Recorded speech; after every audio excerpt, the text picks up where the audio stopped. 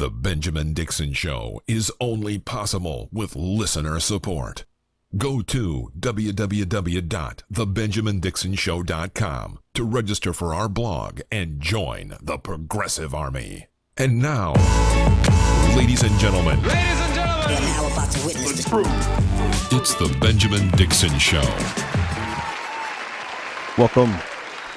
Welcome, ladies and gentlemen, to the Benjamin Dixon Show. I am your host, Benjamin Dixon. It is Wednesday, September 7th, 2016. Thanks so much for joining us. You could have been anywhere, but you're here with me, and that's all that matters, is that you're here, with me. A lot happening.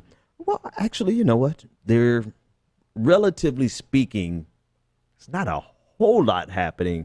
But the things that are happening are very interesting. I want to cover some articles that were trending today, including Glenn Beck says he has empathy with Black Lives Matter. Okay, we're going to talk about that, Glenn.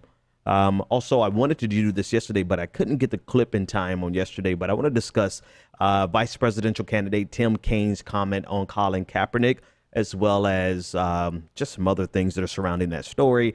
Darren Seals, the protester from Ferguson, really made an impact during the protest and beyond, was found dead inside of a burning car. We want to discuss that on top of the article from The Nation discussing the plight of teachers having to work for Uber to make ends meet. So there's a lot in the news that I want to cover.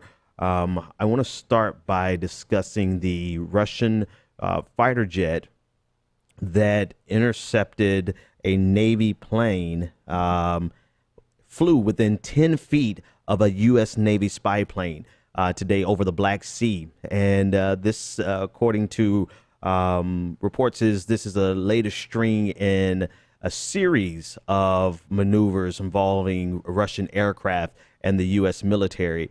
So the Russian Su-27 flanker jet flew dangerously close to a U.S. Navy P-8 Poseidon reconnaissance aircraft used primarily for anti-submarine warfare, basically a spy plane.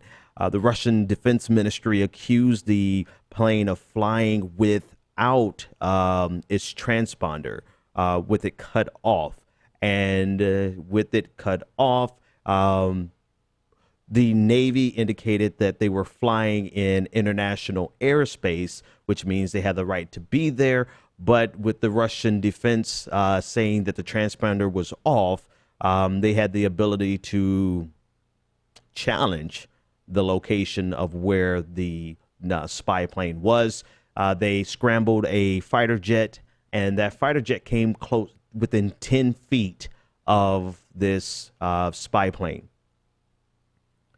U.S. officials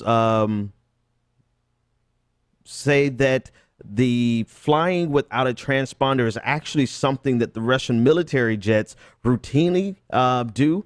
And this is a means that the U.S. military actually identifies them. But it's the closeness, the proximity. I mean, 10 feet. 10 feet is extreme. I mean, 10 feet is dangerously close, is kind of an understatement. And the potential of something going terribly wrong and spiraling out of control from there really exists when you have this type of aggressive act. So thankfully, nothing came of it other than tough talk from both sides. The plane obviously made it to its destination, which is ultimately the most important thing. But it just shows you the level of aggression that is demonstrated between our nations pretty regularly, and how tenuous our relationship is at any given point, which really speaks to the problem of having such callous, or cavalier is the word, having such cavalier language with regard to Russia, or with regard to any enemy. We have a tendency to we have had a history and a tendency of speaking with extreme bravado to show our strength, which has at sundry times gotten us into trouble. This is typically something that we have attributed to the right. In this election, it has flipped, and we're hearing this brash language come from Democrats, Hillary Clinton, and some of her surrogates, speaking in not only in Cold War language, but also speaking very, very brashly in terms of how they would handle Russia.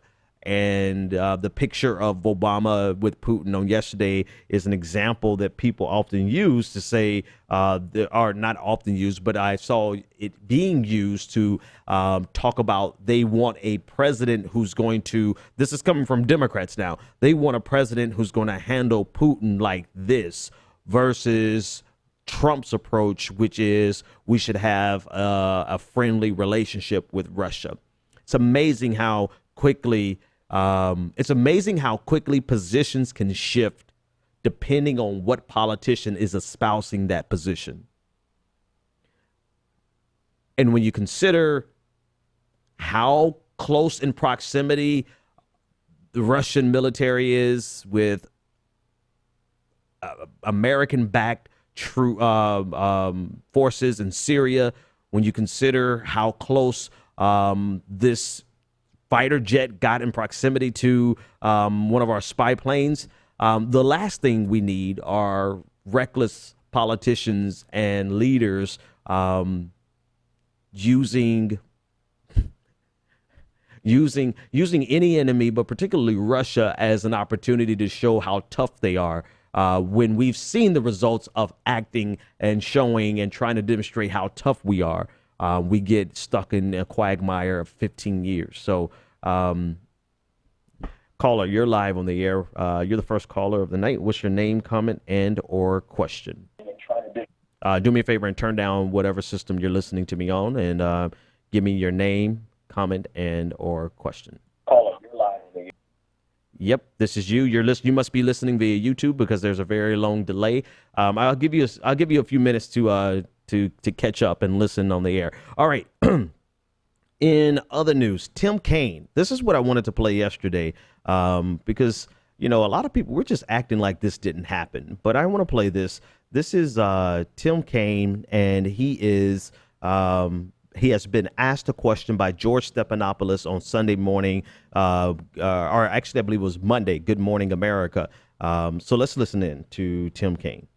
On a different subject, Colin Kaepernick, who's been having that protest, refusing to stand for the national anthem, expected to do it again tonight at a game that's supposed to be honoring military veterans as well. You're the father of a Marine. What's your reaction to Colin Kaepernick? You know, you got to respect people's ability to act according to their conscience. I mean, I'd do it differently. I think if you really thought about issues and about this country, you'd do it differently. And when I heard him explain his rationale, it didn't really make that much sense to me. But you got to respect people's ability to act according to their conscience. So I wouldn't presume to tell them what to do. Senator Kaine, thanks for joining us this morning. All right, thanks, George. Yep, thank you. Yep, let's go back here. Okay, so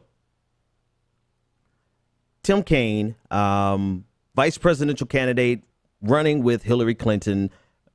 So a couple of things on this story. One, every media outlet that I saw who commented or wrote a piece about Tim Kaine only focused in on the fact that he said, I have to have respect for someone who, protests their conscience, their conscience.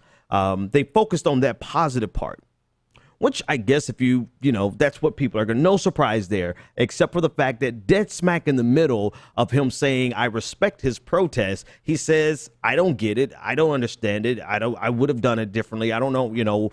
When I heard his explanation, it didn't make sense to me. Right there in the middle. Now, the reason this matters is because this is the Democratic vice presidential candidate. If you add this on top of the Guccifer 2 release last week, where it showed where the DCCC, the Democratic Congressional Campaign Committee, if I got that right, had a memo passed around showing that their intention with Black Lives Matter was to say all the right things, but never really commit to any policy. You add that on top of Hillary Clinton's casual dismissal and not even casual, sometimes downright dismissive dismissal of Black Lives Matter across the campaign. And now you have Tim Kaine, who is basically saying he doesn't get it. Well, I'm not surprised he doesn't get it. I'm not surprised he does. And it's not the problem that he doesn't get it. The thing that bothers me is that we are not even going to discuss the fact that he doesn't get it, and he all but dismisses it, except for the fact that I respect that he actually, I respect that Colin Kaepernick actually protested, but I don't get it. And this is the problem I have. The problem I have is if we don't hold our politicians accountable right now, if we continue to ignore what they say, and make excuses for what they say and only hear what we want to hear and disregard everything that could be negative, then we're going to be stuck with politicians who do whatever the hell they want to do and have no accountability to us while they're in office, because they had no accountability to us while they were running for office.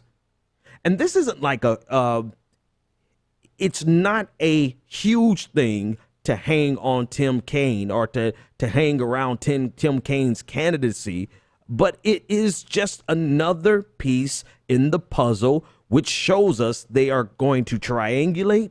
They're going to give us lip service. They're going to try to, because this is what the language was, right? It was simply that he wanted to not anger black people, but at the same time, he's triangulating and not trying to anger the white people who don't understand Colin Kaepernick's protest.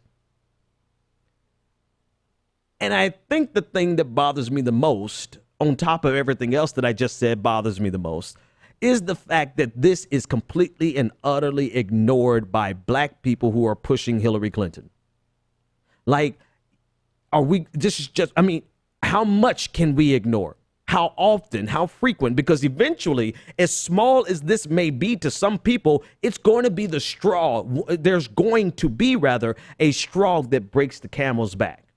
There's going to be something where people say this little minuscule thing that happened where they casually dismiss black lives all of a sudden becomes huge because we did not address these things as they came up. We ignored them. We whitewashed them. We pretended like it didn't happen, or we focused on the good thing he said and completely erased the bad thing that he said. Because he started off saying, I've got respect for Colin, but I don't get it. And I'm not surprised he doesn't get it, because a lot of white people, hell, some black people don't get it. But I need for the vice presidential candidate who is getting over 90% of the black vote to get it. I need Hillary Clinton and Tim Kaine to not give this type of answer. I need them to understand why. I need them to get it. Because you're getting 90% of the black vote. The least you can do is understand the root of our protest, the root of our dissent. But, they got a couple of black people on their team, or they probably have a lot of black people on their team who know how to circumnavigate these treacherous waters and make Trump out to be the racist that Trump is. But so long as we focus on the fact that Trump is a racist and he has all the white nationalists on his side, Democrats are excused from even understanding our protest, or only they're allowed to only give us lip service in terms of the things that are important to Black Lives Matter. Caller, you're live on the air. What is your name, comment, and your question? My name is Terry. How are you, Ben? I'm doing great, Terry. How are you tonight? All right. Yeah, disappointed, of course, again. Not in you, I mean in the campaign. I just got a text right before your show started from, I think it was HFA, Hillary for America, I guess it's a super PAC. And it was exactly like that, saying that, oh, you got to see what she's saying. It's so progressive. And then they got me to click, and then it takes me to all this boasting about the praise from all the neocons and all this. Yeah. And yeah, I hadn't seen that thing from Tim Kaine, but it is, wow. I'm just so disappointed. But I mean, I expect it because they invented this whole triangulation thing, Yeah. So, but you would think, and I just I don't know. I think it would take, the black vote not being there for them to get it, I guess. I don't know. I don't know what it's going to take. I don't know what it's going to take either, to be honest. Yeah, I don't know what it's going to take. I think what you said is actually a first step. I mean, hell, if we could count on, thanks for the call, if we could count on the black people that they've hired to actually do what's in the best interest of the average black person and not just their very small circle of black people, then all it would take would be for those distinguished black people that are surrounding that campaign to say, pull them to the side and say, listen, you may not understand this, Tim Kaine, but you need to sit down and understand this so that the next time you're on television, you can understand it, maybe not from experience, but from secondhand listening and learning. But they're not doing that. Instead, the black people around them are showing them how to play the game of everybody's a racist but us. Everybody's a racist but the people that we ordain. That's the game they're playing. Let me grab one more caller on this topic. Caller, you're live on the air. What is your name, comment, and or question? Yeah, it's me, Scotty. Hey, Scotty, what's going on, man? What's on your mind? I'm good. This, that clip that you played is a good example of how I'm more worried about the Clintons than Trump, because they are really willing, the Clintons are really willing to throw black people under the bus when it suits their purposes. That whole exchange of him, playing mental gymnastics, say, oh, well, we're in the age of the woke activists, but we also still need those quote-unquote Reagan Democrats. Yep. To say, I'm woke, but not really. Yeah. It's like this is the same family that basically went after what was it? Sister Soldier. They made a term out of her. Yeah, Sister Soldier. They made her a term, and basically tried to throw black folks under the bus. Don't be surprised when they throw Black Lives Matter publicly under the bus. Because when another one of these issues of police brutality comes up, and then like something happens, like violence or whatever, Hillary would be really willing to throw them under the bus when it suits her, and that'll actually backfire. Yep. Well, you know what was crazy?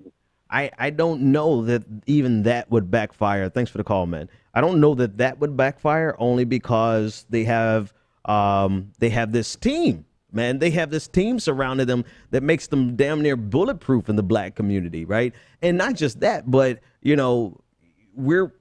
so on one hand, here we are focusing on, some substantive things with the Clintons, right? We're really at the point where we're like, we don't have time for lip service. We need A, B, C, D, E, F, G to Z and back again. We need these policies, and we're discovering, or other people are just now discovering, that Democrats haven't done much of anything, pretty much shit. They haven't done anything, right, for the black community.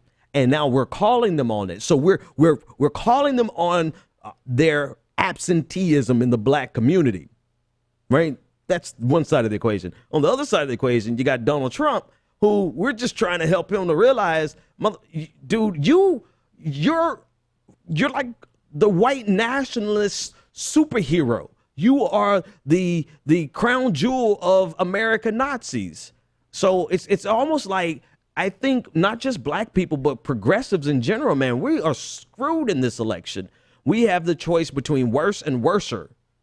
We have the choice between a rock and a worse place. It's really a bad place to be, because both politicians Clinton and Trump are in the perfect position to completely ignore black people, minorities in general, and they're in a position to completely ignore progressivism, right? So it's not, you know what? I think I would say like this. At this point, we almost can just forget about trying to get something done, because I don't think we're actually going to get something done with either one of the candidates that are running. All right. I want to talk about Glenn Beck's article on Black Lives Matter, because this is a perfect example of what we face from the other side of the equation. But hey, I'm interested to see what this one last caller. Caller, you're live on the air. What's your name, comment, and our question? Hey, Ben, how you doing, man? It's JP. JP, what's on your mind, man? And look, I want to tell you, I believe you're spot on. This is straight out of President Obama's playbook. And to be totally honest, and not to make Tim Kaine look bad, but he said the exact same thing that President Obama said when he was at the G20. He talked about his whole idea of Kaepernick's ability to talk about it, that it's a major issue, but he never dives into the point that there really needs to be some substantive conversation on police reform. Yeah. There's never any substantive conversation on what happens even when these folks are taken to court in the few times that they are. So in reality, this is their playbook. They placate the African-American vote. They say enough not to be caught. But if you really force them, and if we really had investigative journalists, like I heard you talk about on yesterday, that people would dive past the fluff and force them into a real conversation on what are you going to do about these issues. Are you willing to use the bully pulpit, which is the dollar, to stop this police brutality? Are you willing to begin to count the actual number of lives that are being taken that these police departments won't even allow to happen?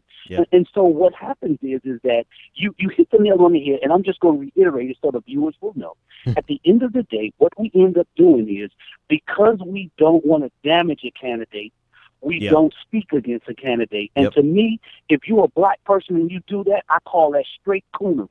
The actual idea is, I have never heard one gay person say that gay marriage was not important. It was an important platform. They were not going to be silenced or subjugated. They kept it in front of people until now. If you're against it, something is wrong with you. So at the end of the day, if these are the issues of importance and they want our vote, or they take for granted, which actually is one of the few truths that Trump has said, the Democrats take African-American vote for granted. We gonna give it to him.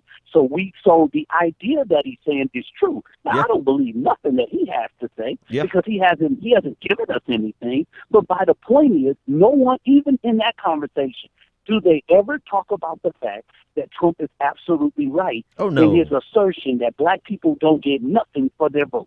Nah, not at all. They didn't touch it. Not at all. Not Bakari, not Van, not any one of them. The only person that I saw who was willing to touch it was Mark Lamont Hill, and he did a good job of basically saying we have to deal with the substantive issues. So at the end of the day, here's what I would say, and I'm going to go back to what you said, and I love the way you said it.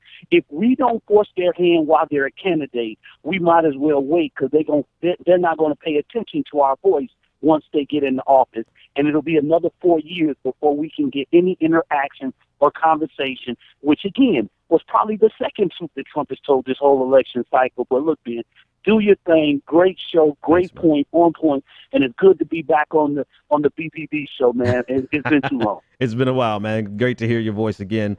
And thanks for the call. I agree. I have no reason whatsoever to believe anything that Trump says. And actually, I might as well. How much time do I have? I'll go off on a couple of tangents here. So this continuous line that we get from Republicans, right? So I don't even know where to start. Actually, I do. Let me start here.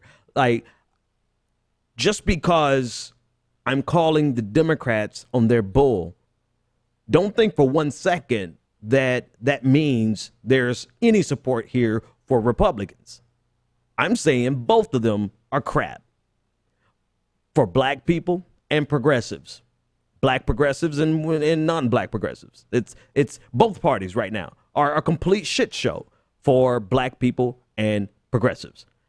Both parties are going to be quite okay for people who make and they bring in their household over $150,000 to $200,000 a year. You're going to be okay with either party because it's just like, not much is going to change for you, right? Except for the tax bracket a little bit underneath Hillary Clinton. You'll probably pay a little bit more than you would underneath Trump. But, but structurally, nothing is really going to change for you. But for black people, there is this line that comes from Republicans all the time about how much damage has been done to black communities by virtue of the Democratic Party. And they point to Detroit and say, Detroit has been under the control of Democrats for the last 50 years. Yeah, but what did they do in those 50 years? They did the exact same thing, just a softer version of what Republicans would have done, right? The deindustrialization of Detroit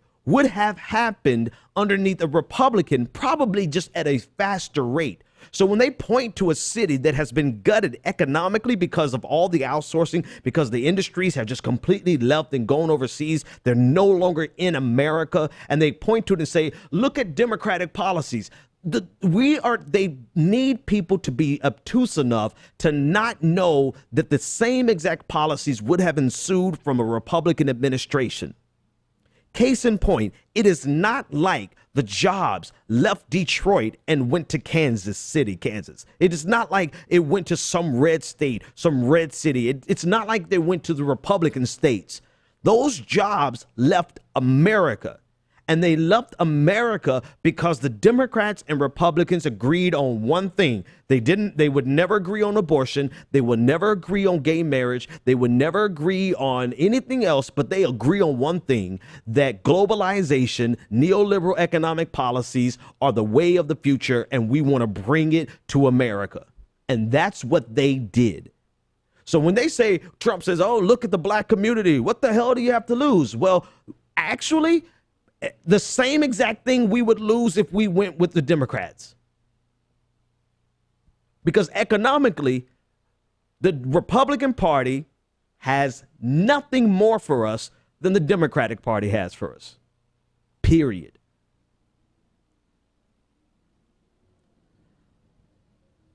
There was something else I wanted to say about that, but let me go to this other story.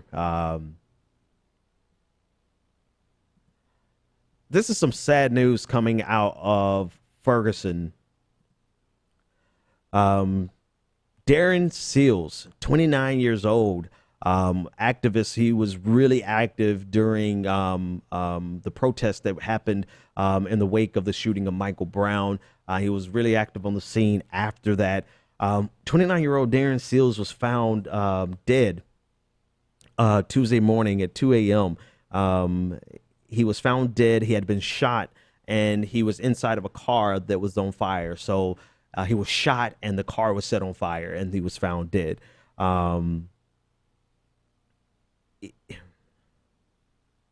This took place. This takes place immediately in the backdrop of Darren questioning why he was being followed and intimidated by police officers.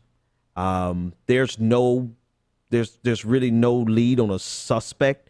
There's no lead on a motive. The only thing we have are, if you go to Darren's timeline, in his Facebook page, you can see that he actually expressed fear of the police.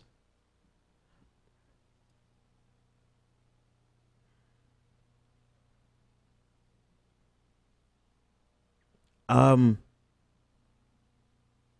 don't know. I mean, who knows? We may never know. We may never know. But what we do know is that a young man's life, 29 years old, just a smart, aggressive, cared about his community, cared about black people, cared about making progress, cared about pushing forward criminal justice reform, cared about all the things that we talk about on this show and everyone else is talking about, murdered. at 29 years old, shot and left in his car, a car that was set on fire.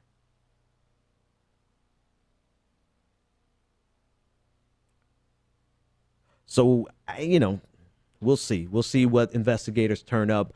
But I don't know. I just got the feeling that this will be an unsolved. I mean, I could be dead wrong. They could come up with a suspect tomorrow. Yay. But I don't know. It's just this one. I just feel like, I don't know. I don't have anything to say about this other than it's sad. It's tragic. And, what's happening in my mind right now is the exact thing that happens in a lot of people's minds when you have an encounter with police officer. And I can't quote him, but I can paraphrase one of his tweets that I saw that basically said, being intimidated by a bunch of police officers who warned him to be careful of who you make enemies with. Now, when you have that type of conversation being had and coming from police officers, you can't do anything but understand when alarms go off when somebody dies in a fashion like this.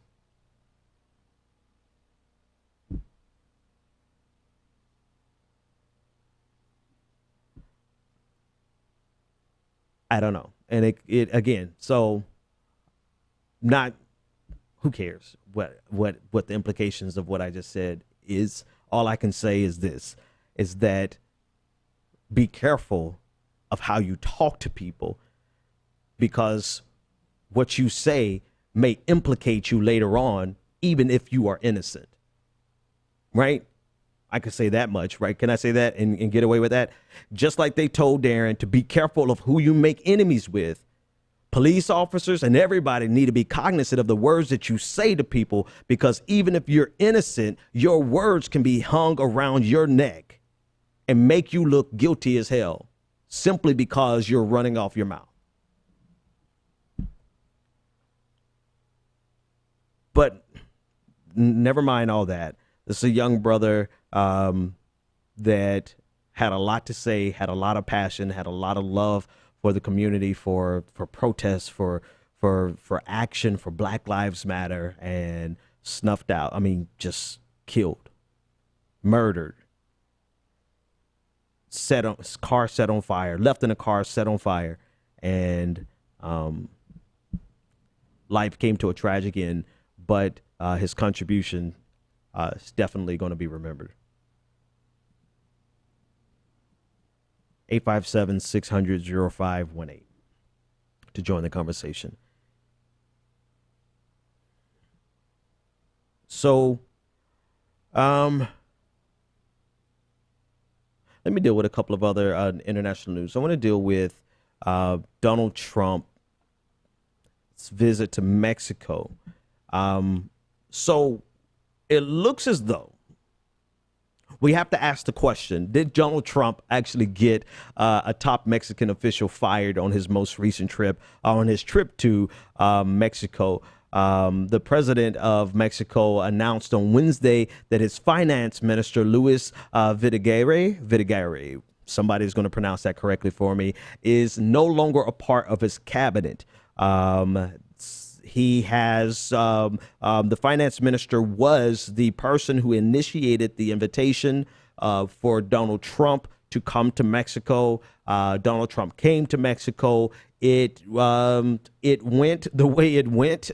It was not necessarily a good thing, but immediately afterwards, it seems as though, immediately afterwards, this finance minister was let go. He is no longer a part of the administration.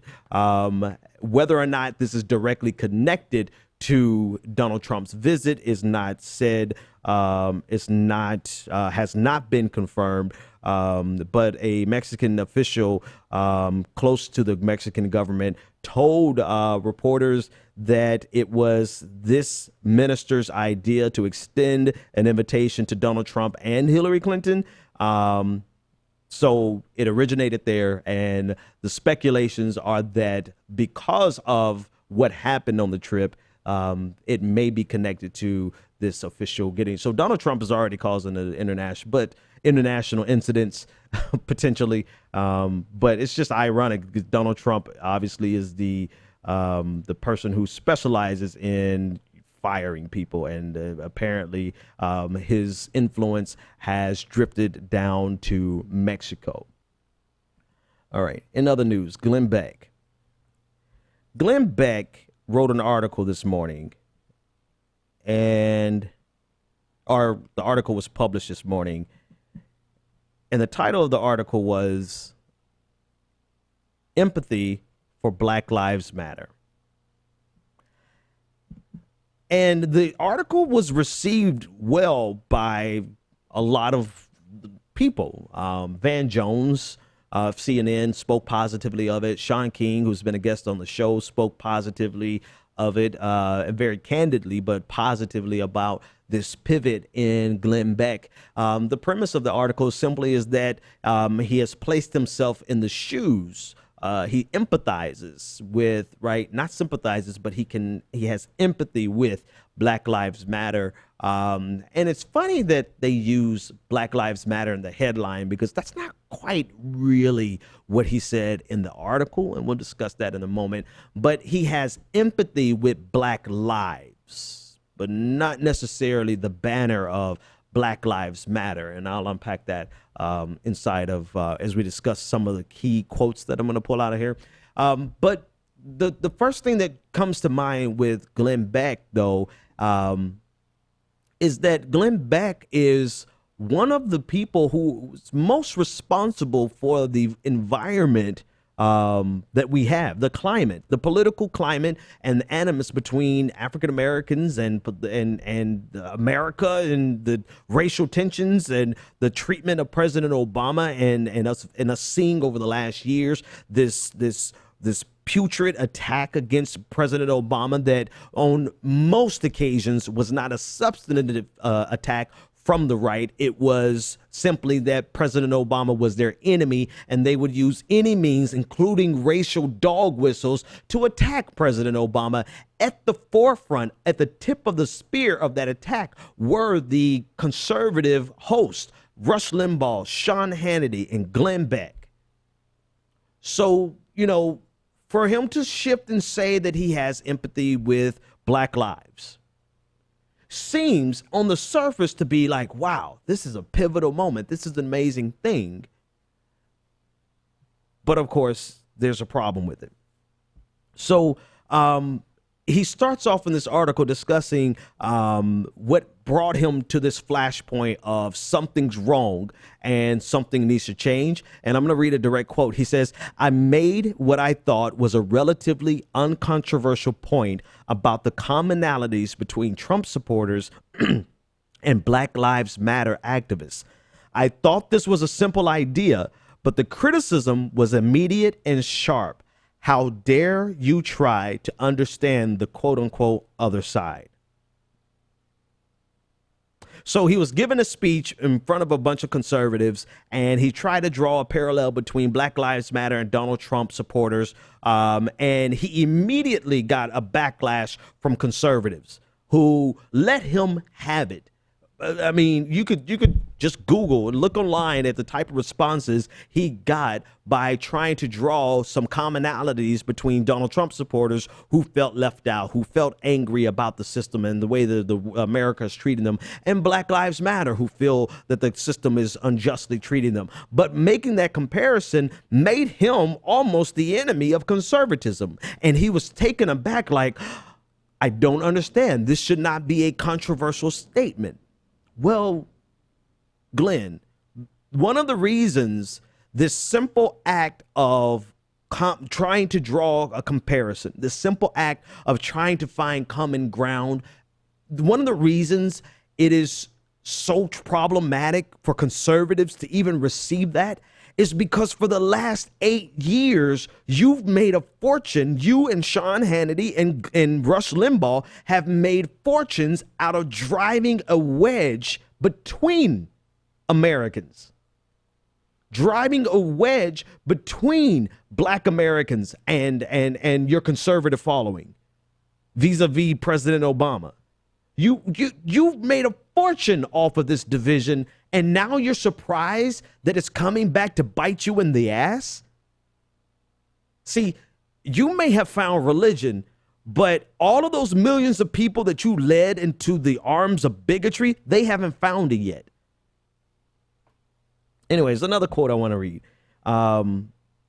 This is the comparison he tried to draw. He said, in their own ways, this is Glenn Beck. He said, in their own ways, they're saying I'm not being heard. Of Donald Trump supporters, of Black Lives Matter, of the Tea Party, of the Occupy Wall Street. He lumps them all together and says that in their own ways, they're simply saying, I am not being heard. I don't feel like I belong anymore. I have no control over my future. I'm not placing all of these movements on the same footing in terms of my personal position, nor am I suggesting that because I find them to be analogous, they are equal, but there are, in my opinion, some strong commonalities, both good and bad. So in other words, he's saying, don't mistake, he's hedging right here, right? Saying, I don't want you guys to actually think I identify with Occupy Wall Street, and don't think I actually identify with Black Lives Matter, but for the sake of a rhetorical conversation, right? A rhetorical device, I want to draw some comparisons between the two. So he clearly understands that if he slips up for 1 second and makes it appear as though he identifies with them, that this would be a problem for him. The reason he understands that is because he has taken the last 8 years to make a fortune out of that division. But the point that he was trying to make is that, and this part I actually agree with the man, is inside of every single movement, whether we agree with them or not, inside of every single movement, there are three people. There are three types of people: the believers, the political insiders, and the instigators. And he's saying that in his time, he found that in the Tea Party, there were believers, there were political insiders, and there were instigators, right? And that inside of Black Lives Matter, they're believers, they're political insiders, and they're instigators, people who can, the political insiders are the people who can leverage it for their own personal benefit, right? The instigators would be the anarchists who showed up to the Bernie Sanders protest at the DNC, the people who, and then you have the genuine believers, right? That's a pretty reasonable estimation there. Okay, I was about to let him have it again there because, well, what the hell? You, Glenn, you were the political insider who was able to feign as though you were a believer. That's why you were so successful for the Tea Party, because you were the televangelist. You were the Rod Parsley. You were the Jimmy Swaggart of the Tea Party movement, because you were able to get online and make it seem as though you were the conservative and you understand so passionately about the problems that conservatives face in this dying America, this cesspool of moral decay that America is. You were able to make a fortune off of being that faux believer. I mean, whether you believed it or not is kind of besides the point, because you monetized that belief. And millions of people followed you as you drove this wedge between conservatism and the black community, specifically through President Obama. And then here's the next quote. He said, I also saw a lot of hate online. People were shocked that the Blaze portrayed grieving parents, and he's speaking of the parents of the parents of the gunman from Dallas who he interviewed. Someone on his platform, the Blaze, interviewed them. And in that interview of the gunman in Dallas, I believe Micah Xavier, I forgot his last name. The Blaze had his parents on an interview. And in that interview, they displayed these parents and portrayed these parents to be human, who were hurting. And they were hurting for their son as well as the people he killed. And because he showed this humanity on his platform, The Blaze, he got a rabid backlash from his followers. So he takes his time in this article to make the case that there are a lot of really negative people on the right who don't want to even take a moment to identify with human suffering, no matter whether you agree with their politics or not. We're all human, and can't we all just get along and see and have empathy for each other? But he neglects to mention how much money he has made being the person who perpetuates that hatred online. And this is the part that bothers me the most about the article. And I get it. Listen, I appreciate that he's thinking about making a good transition. Congratulations, right? Let me not be disingenuous. Let me applaud him. Congratulations. You're thinking about becoming a better person. Okay. And I appreciate the olive branch. I do. But there's some problems, right? There's some things that we have to address that if we don't address them first, then I can't really hear what you have to say, because to me, it's another opportunity to usher yourself back into the limelight. But this is what he said about the massacre in Dallas. He said, after the massacre, I invited several Black Lives Matter believers on my show. I got to know them as people on and off air and invited them back again. These individuals are decent, hardworking, patriotic Americans, and we don't agree on everything, certainly not on politics. But are we not more than politics? Watch this. I refuse to define each of them based on the worst among them. No movement is monolithic. The individuals I met that day are not Black Lives Matter. They are Black Americans who feel disenfranchised, aggrieved. They are believers. They are my neighbors and my fellow citizens. Oh man, Glenn, that sounds, man. That's some good shit right there, Glenn Beck. I mean, I gotta applaud you again on that, because that's really heartwarming. Here's the problem. If we have to wait for all of the people that you led down this path towards animus, towards the Black community, renewed, right? It's not as though you created it. So I'm not going to place that at your feet, but you helped renew it and you helped monetize it through your platform and through the Blaze. And you have led them down this path. So if we now have to wait for every one of those millions of people to have this personal experience with Black people, to sit down and have dinner with us and realize, man, they're not thugs. They're just good patriotic Americans. If we have to wait for everyone that you brainwash to have this come to Jesus moment, then we will never see justice in America. We will never see empathy in America. Forget justice. We will never see empathy.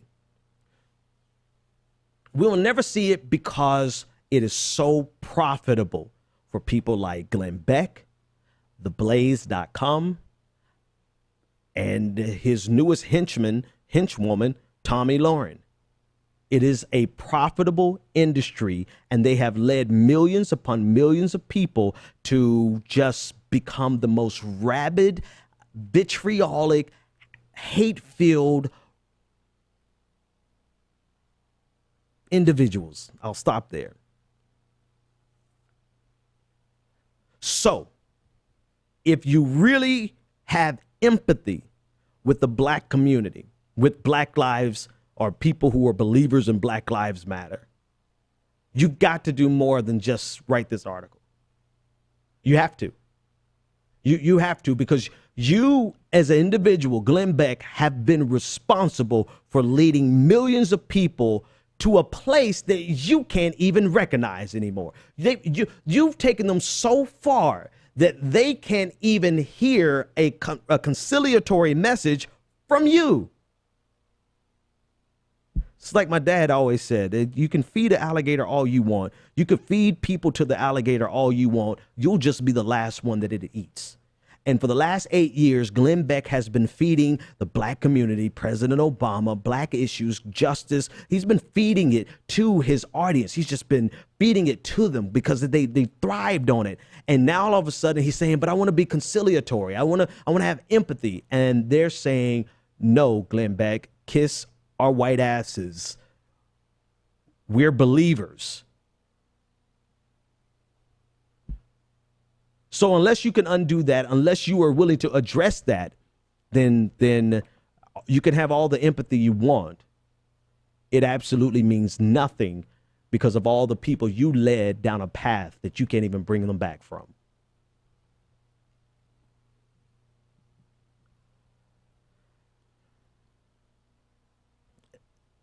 what's more important than just bringing those people back is for you to stop making money off of white supremacy. This is Glenn Beck's newest and hottest, hot off the press commentator, pundit. Listen to this individual. First it was hands up, don't shoot. Then it was burning down buildings and looting drugstores, all the way to Oscars So White. And now even this Super Bowl halftime show has become a way to politicize and advance the notion that Black lives matter more. This isn't about equality. This is about ramrodding an aggressive agenda down our throats and using fame and entertainment value to do so. Beyonce, really? What is the political message here? What is it they are trying to convey here? A salute to what? A group that used violence and intimidation to advance not racial equality, but an overthrow of white domination. Equal rights. Please tell me, Mr. Williams, what rights? That's Tomi Lahren. If you haven't seen her, I've got a lot of clips for you tonight, but she is the host of some show on The Blaze. And The Blaze is a platform that I believe is completely owned by Glenn Beck. If not, he's like one of the owners of Glenn Beck. Glenn Beck is currently making money off of this type of vitriol. Listen in. Well, the BET Awards were last night. Notably, they were very black. Oh, but can I say that? What with my whiteness and all? Well, too damn bad. Question, was this a celebration of black entertainment or an opportunity to complain about the plight of wealthy black actors and musicians? Curious, because I saw a lot of talent on that stage, but at the same time, a whole lot of victimhood. Oh, and police bashing.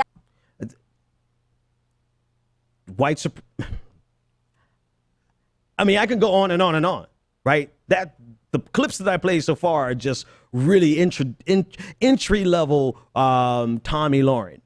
But this is The Blaze. This is Glenn Beck. Matter of fact, I'm not even going to play any more clips because if you are online or listen anywhere, you already know exactly who this is. So while Glenn Beck on the one side is saying, I think I am going to play one more clip. He's saying I have so much empathy for black lives. On the other hand, he has monetized white supremacy in the form of Tomi Lahren. Her job is expressly to go out there and say in the most vitriolic fashion everything that people who dislike or outright hate African Americans want and long to hear. And Glenn Beck is making money off of it, but we're supposed to be applauding him because all of a sudden he has a come to Jesus moment personally, but not enough for him to sacrifice his paycheck that he gets from his cash cow, which is an economic term before someone calls me a sexist, Tomi Lahren. Making money hand over foot off of her millions upon millions of views because white supremacy sells. Ask the Paul Joseph guy, the guy from London who's over here and all he does is pander white supremacy and the alt-right. It sells. It pays good. The only thing that pays better than being a white person who promotes white supremacy and sells white supremacy is probably being a black person who goes out and supports and promotes white supremacy. So the point is this. I appreciate Glenn Beck trying to have a moment where he can feel like he wants to empathize with and see us as human. Congratulations. You see us as human. And you want to have empathy with us. Congratulations. You want to have empathy. But do you have enough empathy to sacrifice this cash cow of white supremacy that you sell every single day on The Blaze? I don't think your compassion and your empathy and your identification with the black community goes that far.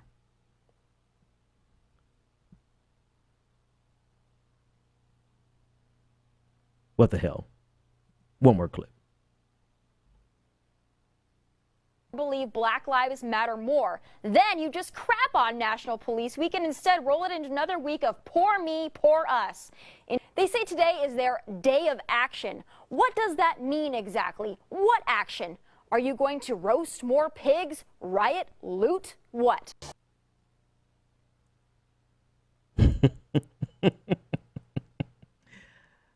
I will believe that Glenn Beck means what he says when he fires her ass. You guys have a good night. The Benjamin Dixon Show is only possible with listener support. Go to www.thebenjamindixonshow.com to register for our blog, join the Progressive Army, and support the Benjamin Dixon Show. It's Ben Dixon! If you like this episode, be sure to share, like, and subscribe.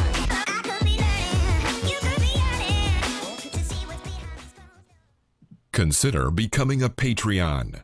Go to www.patreon.com/The BPD Show and support The Benjamin Dixon Show.